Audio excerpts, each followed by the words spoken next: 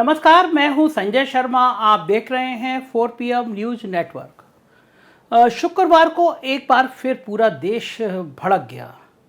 अलग अलग हिस्सों पर प्रदर्शन हुए और नूपुर शर्मा के बयान के विरोध में यह हंगामा हुआ। देश के अलग अलग जिलों से खबरें आईं। उत्तर प्रदेश भी कई जगह भड़का।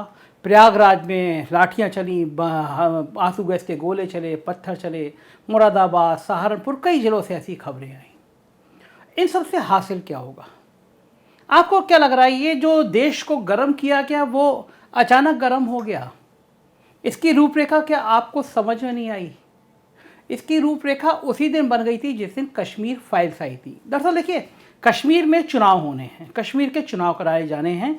कश्मीर दो हिस्सों में है, जम्मू और कश्मीर घाटी। जम्मू में बीजेपी आराम से जीत जाएगी, कोई समस्या नहीं है। घाटी में जो प्लानिंग है वो ये है कि अलगाववादी गुटों के धड़े चुनाव लड़ें और बाद में मिलकर सरकार बने। ये तो एक किसी भी पॉलिटिकल पार्टी की रणनीति होती है, उसमें कोई बुराई नहीं है। कांग्रेस भी इस तरह के करती रहती थी और अब बीजेपी भी कर रही है। लेकिन उससे पहले कई सारे प्रयोग किए जा रहे हैं और मुझे लगता है देश के अल्पसंख्यक, खासतौर से मुसलमान, इस जाल में फंस रहे हैं। आप एक बात बिल्कुल ध्यान से और मनन करिए, और इस देश के सारे हिंदू मुसलमान सबको इस बात का मनन करना चाहिए। मैं कई बार अपने दोस्तों से कहता भी हूँ ये बात को। पाकिस्तान की खुफिया एजेंसी ISI क्या चाहती है, क्या मंशा है उसकी, और क्या वो रणनीति बनाएगी भारत को तबाह करने के लिए, भारत को परेशान करने के लिए? उसकी रणनीति ये होगी कि भारत किसी भी कीमत पे भारत के अलग अलग हिस्सों में हिंदू और मुसलमानों के बीच में खाई बढ़ती रहे, उनके बीच टकराव बढ़ता रहे, उनके बीच में नफरत बढ़ती रहे, और इसके लिए वो तरह तरह की कोशिश करती है। आजकल सोशल मीडिया एक बड़ा प्लेटफॉर्म हो गया है, उस प्लेटफॉर्म का यूज करती है। तो जो ISI की योजना है कि भारत में हिंदू और मुसलमान के बीच दूरी बढ़े, हमारे देश के कुछ लोग ISI के सपने को क्यों पूरा कर रहे हैं? आप खुद बताइए कि आप अपने पड़ोस के मुसलमान से नफरत करेंगे, मुसलमान अगर हिंदू से नफरत करेंगे तो किसका मकसद पूरा होगा? ISI का, पाकिस्तान का? तो मुसलमानों को भी चाहिए, जो देश के हालात बन गए हैं, देश में एक बहुत बढ़िया प्लानिंग के तहत ये कर दिया गया कि पॉलिटिकल पार्टी भी अब पहले की तरह खुल के आपका साथ नहीं दे सकती।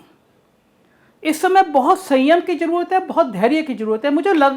मैं यकीन से कह सकता हूं कि मैं आपकी भावनाएं समझ सकता हूं। नूपुर शर्मा जैसे नफरत भरे बयानों को मैं समझ सकता हूं, दर्द समझ सकता हूं।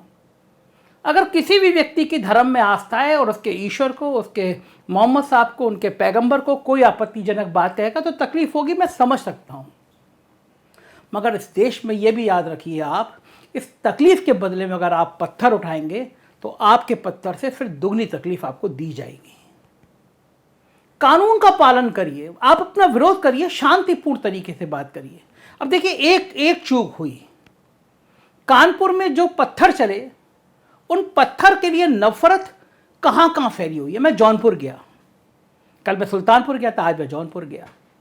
जौनपुर के रास्ते में एक ढाबे में बैठा, वहाँ कई सारे गांव वाले बैठे थे, तो मैंने बातचीत शुरू करी। मैं ये कोशिश करता हूँ, अगर मैं निकलूँ, लखनऊ से बाहर निकलूँ तो कहीं ग्रामीण किसी गांव में चला जाऊँ या कहीं 10-20-50 मुझे गांव के पृष्ठभूमि के लोग मिले, उनसे मैं संवाद करूँ। इस संवाद से एक फ़ायदा ये मिलता है कि मुझे पता चलता है कि ग्रामीण परिवेश में चल क्या रहा है।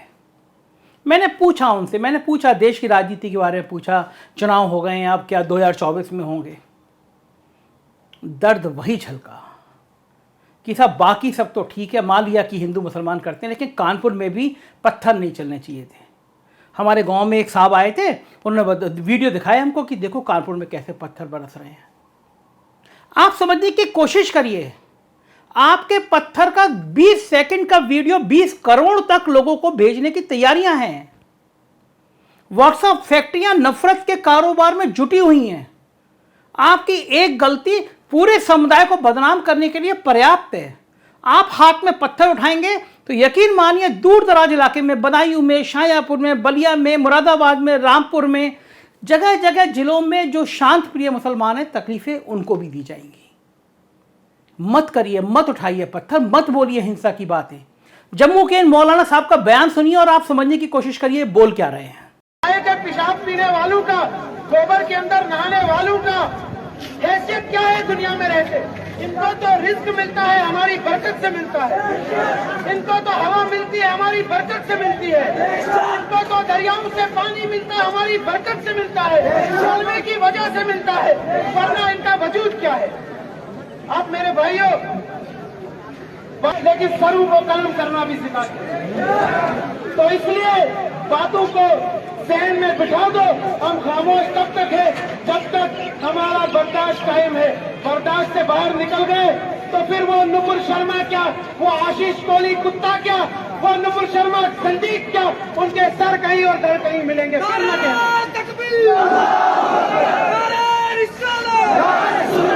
और मैं नबी का कलमे पढ़ने वाला मुसलमान खुद मैदान में आए, और ये भगवे भी हमारे दुश्मन, आरएसएस भी हमारी दुश्मन है। तो इसलिए मैं अंजुमन इस्लामिया की तरफ से तमाम अवाम का शुक्रिया करता हूँ, खासतौर पर एडमिनिस्ट्रेशन का भी शुक्रिया करता हूँ। ऐसी बात नहीं है, हम इंसाफ पसंद है, यहाँ तक साथ दिया, आगे भी साथ दे। और तमाम भाइयों से बहनों से अमन का मुजाहरा करता हूँ। देखो, मैंने जैसे एक आखिरी बात करता हूँ, मैंने जैसे पहले ही अर्ज किया कि ये अमन को खराब करने वाले अनासिर हैं, कभी अजान पे कभी पर्दे पे। तो एडमिनिस्ट्रेशन को चाहिए जो अजान के खिलाफ बोले उनका गला पकड़े, अगर जो पर्दे के खिलाफ बोले उनका गला पकड़े। ये गला नहीं पकड़ सकते तो हम गला काटने के लिए तैयार हैं, हम गला काटने के लिए तैयार हैं। और इनको मैं बताना चाहता हूं, सबसे ज्यादा कम दर्जे का मुसलमान इतना ईमान रखता है, दुनिया के किसी भी ब्रिगेडियर, किसी भी ताकत गुस्ताख नबी का सर कलम कर सकते। इसलिए इनको कहना चाहता हूं कि इन सब चीजों पे रोक लगाए ताकि अमन का माहौल जो है कायम रखे। हमारा मजहब अमन पसंद मजहब है। सुना आपने ये नफरत भरा बयान? जम्मू में बैठ के आप एक मस्जिद के बाहर ऊपर चढ़ के अगर ऐसा बयान देंगे तो उसका दर्द लखनऊ, कानपुर और प्रयागराज के मुसलमानों को भुगतना पड़ेगा। ये बयान काट काट के टुकड़ों टुकड़ों में मेरे मोबाइल पे भी ना जाने कितने लोग भेज चुके, वायरल किया जा रहा है समाज में और चिताया जा रहा है, हिंदुओं जागो, देखो ये क्या हो रहा है। मत करिए, वो चाहते हैं कि आप ये करें। वो सांप्रदायिक लोग जो हिंदुओं में भी हैं, वो सांप्रदायिक लोग जो मुसलमानों में भी हैं, वो चाहते हैं ये गर्मी बने रहे। और अंबानी जी के चैनल और अंबानी जी के चैनल जैसे उनके भाई बंधु के चैनल, उनके लिए आप उनके लिए भोजन दे रहे हैं, खुराक दे रहे हैं। वो चैनल चाहते हैं कि देश में हिंसा का माहौल बन जाए, हिंदू मुसलमान एक दूसरे के खून के प्यासे हो जाए। वो चाहते हैं, वो नफरत की भाषा चाहते हैं। टीवी चैनलों में जानबूझ के कुछ दाढ़ी वाले और कुछ टीके वाले बुलाते हैं, स्पॉन्सर्ड कराते हैं। जब चैनल पे लाइव चल रहा होता है तो वो एक दूसरे को गाली गलौज पे उतर आते हैं, एक दूसरे की बदतमीजी पे उतर जाते हैं। और आपको लगता है कि कितना बढ़िया आप हिंदू हैं तो लगता है कि इस हिंदू नेता ने कितनी गाली दे दी, और आप मुसलमान हैं तो आप देखेंगे इस मुसलमान नेता ने हिंदू नेता को ठीक कर दिया। भड़काऊ, आग लगाने वाले बयान। कैमरा बंद होता है, मुस्कुराते हैं और चाय पीते हैं। वो जो सारी गर्मी आप टीवी चैनल पे कैमरे के लाइव होते समय देखते हैं, कैमरा बंद होते ही वो सब प्यार में बदल जाती है। कहते हैं यार तुम तो बहुत तीखा बोले।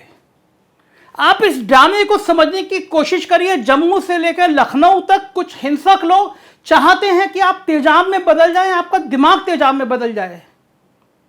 साइड वाली खिड़की पे देखिए, ये कुछ तस्वीरें मुरादाबाद की हैं, कुछ प्रयागराज की हैं, कुछ सहारनपुर की हैं। ये हो क्या रहा है? ये पत्थर चल रहे हैं, ये लाठी चल रही है, ये आंसू गैस के गोले चल रहे हैं। क्या हासिल होगा? इन वीडियो को दिखा दिखा के कहा जाएगा कि अगर अब भी नहीं चीते तो तुम्हें मुसलमान बना दिया जाएगा। मुसलमानों से कहा जाएगा अगर अब भी तुम आक्रामक नहीं हुए तो हिंदू तुम्हें खत्म कर देंगे। ये चंद लोग हैं जो मुसलमानों के भी पैरोकार हैं और ये चंद लोग हैं जो कुछ हिंदुओं के पैरोकार हैं। ये दोनों चाहते हैं कि आप और रहीम और रहीम लड़ते रहें, सुलेमान और गोविंद लड़ते रहें। इनकी साजिश को मत चलने दीजिए। मंदिरों और मस्जिदों से इस तरह की तकरीरें, इस तरह के भाषण मत होने दीजिए। और जो भाषण कर रहे हैं उनको नकारिए, समझने की कोशिश करिए। कोई भी उत्तेजनात्मक बयान कोई भी हाथ में उठा हुआ पत्थर आपको तबाह कर देगा, आपको परेशान कर देगा। इनके जाल में मत फंसिए। क्या था कश्मीर फाइल्स में? इसी नफरत के बात से शुरू हुई थी। छोटी सी बच्ची को पकड़ के व्यक्ति ले जा रहा है कि मैं तेरा निकाह अपने भाई से करूंगा। मुझे नहीं लगता कश्मीर के आतंकवाद में कोई ऐसी घटना कभी किसी को सुनाई पड़ी हो। अशोक पांडे जी हैं, उन्होंने कश्मीर के ऊपर तमाम किताबें लिखी है, तमाम शोध किया है। आतंकवाद में छोटी बच्चियों के साथ बलात्कार की खबरें कहीं नहीं दिखाई गई हैं, कहीं नहीं आई हैं। मैं मानता हूं कि आतंकवादियों ने बहुत बेरहमी करी है, कश्मीर को तबाह कर दिया है, लेकिन आज से 30 साल पहले हिंसक घटनाओं को अब दिखा के क्या हासिल करना चाहते हैं आप? सरकार को अंदाजा नहीं था, मोदी जी को अंदाजा नहीं था, बीजेपी को अंदाजा नहीं था कि कश्मीर फाइल्स के नाम पर, सरकार के प्रायोजन के नाम पर जो कश्मीर फाइल की ब्रांडिंग हो रही है वो पूरे देश को बारूद के ढेर में बदल देगी। कितना अच्छा लगा होगा जब मुरादाबाद, प्रयागराज, लखनऊ, हर जगह तनाव बढ़ता नजर आ रहा होगा। क्या मुख्यमंत्री को अच्छा लग रहा होगा? क्या प्रधानमंत्री जी को अच्छा लग रहा होगा? 2024 दूर है। क्या ये चुनाव की फसल अभी से तैयार हो रही है?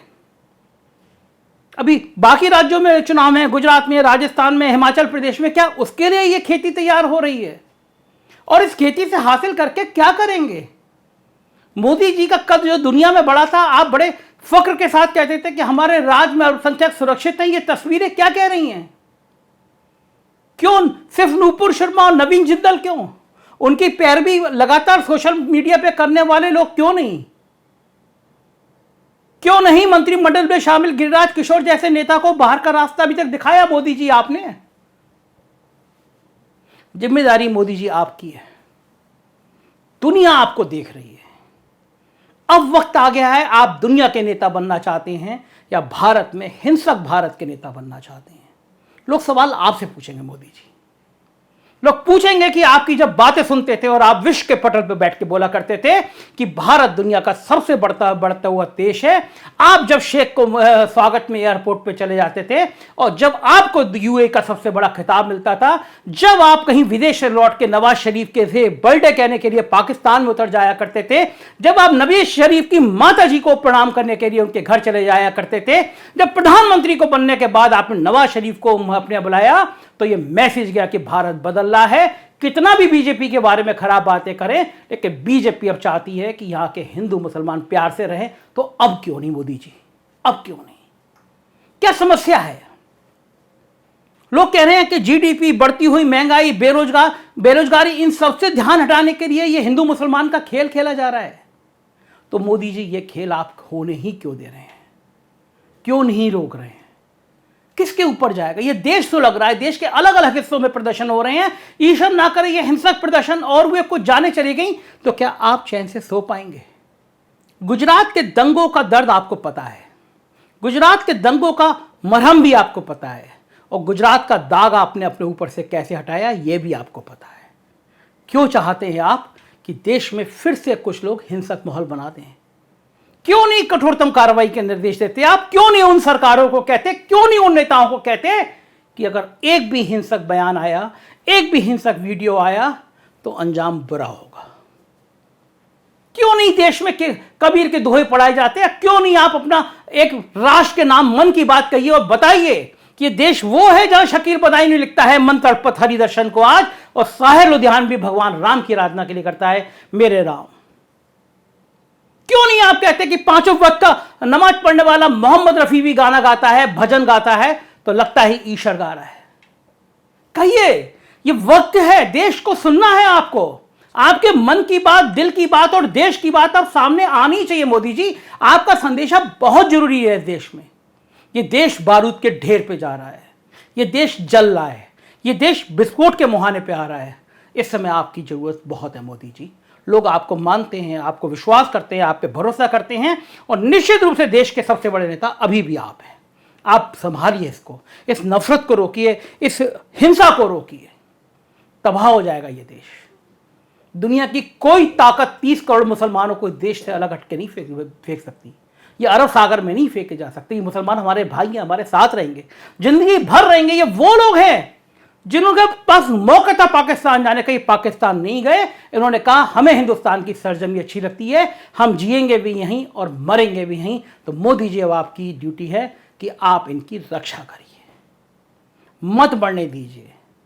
और मुसलमानों से मेरी अपील है, वक्त के तगाजे को समझिए, इस माहौल को समझिए। आपको उत्तेजना भरे जो नेता, चाहे वो कोई भी पार्टी के नेता हो, अगर आपको भड़काएं तो उनकी बातों में मत आइए, शांत रहिए, बिल्कुल कानून पे भरोसा रहिए, मौन होकर विरोध करिए, सोशल मीडिया पे अच्छे से शब्दों को लिख के विरोध करिए, प्रधानमंत्री को अच्छी भाषा में लिखिए। सड़क पे आके अगर पत्थर उठाएंगे तो नुकसान आप ही का होगा। वो जो हिंदू वाले कट्टरवादी लोग हैं वो चाहते हैं आप पत्थर उठाएं, वो चाहते हैं आप गाली बकें, वो चाहते हैं आप मस्जिद पे ऐसी तकरीरें करें, नुकसान आपका होगा। सच में जो मुसलमानों के नेता हितैषी हैं उनको समझाना चाहिए, मुसलमानों को धैर्य रखें। नूपुर शर्मा और नवीन जंदला को निकाला गया, खाड़ी के देशों के नाराजगी के बाद निकाला गया, तो धैर्य रखिए और यह भी यकीन रखिए कि इस देश का बहुसंख्यक बहुमत के आधार पर आपके साथ खड़ा है। आधे से ज्यादा हिंदू आपके साथ खड़ा है। अगर ऐसा नहीं होता तो देश में जो सांप्रदायिकता की राजनीति करते हैं उनको 70% वोट मिलते हैं, वो आज भी 40% के वोटों के आसपास है। इसका मतलब बहुसंख्यक, हिंदू बहुसंख्यक आपके साथ खड़ा है, वो सेकुलर है, वो चाहता है हिंदू मुसलमान एकजुट रहें, प्यार के साथ रहें, प्यार के भाईचारे के साथ रहें। तो आपकी भी ड्यूटी है इस मुल्क में भाईचारा बनाए रखिए। जम्मू के इस मौलवी को समझाइए, कानपुर के पत्थर उठाने वालों को समझाइए, प्रयागराज के पत्थर उठाने वालों को समझाइए, हिंसा हमारा रास्ता नहीं है, हमारा रास्ता प्यार का है। मोहम्मद साहब का संदेश प्यार का है। हम इस प्यार से ही जीतेंगे और प्यार से ही रहेंगे। मुझे यकीन है इस देश में फिर से एक बार भाईचारा जरूर लौटेगा। मेरी प्यार की बात है, आपको पसंद आए तो अपने तमाम दोस्तों को भेजिए, सब्सक्राइब करिए, क्योंकि मैं कुछ भी हो जाए मैं बात ईमान की करूंगा, बात सच की करूंगा, बात मोहब्बत की करूंगा, मैं प्यार की बात करूंगा। मैं गोदी मीडिया बन के देश में नफरत नहीं फैलाऊंगा। जब तक जिंदा रहूंगा सच बोलूंगा और प्यार के साथ बोलूंगा और यही अपील करूंगा, हिंदू मुसलमान सिख ईसाई सब हैं आपस में भाई भाई। Thank you.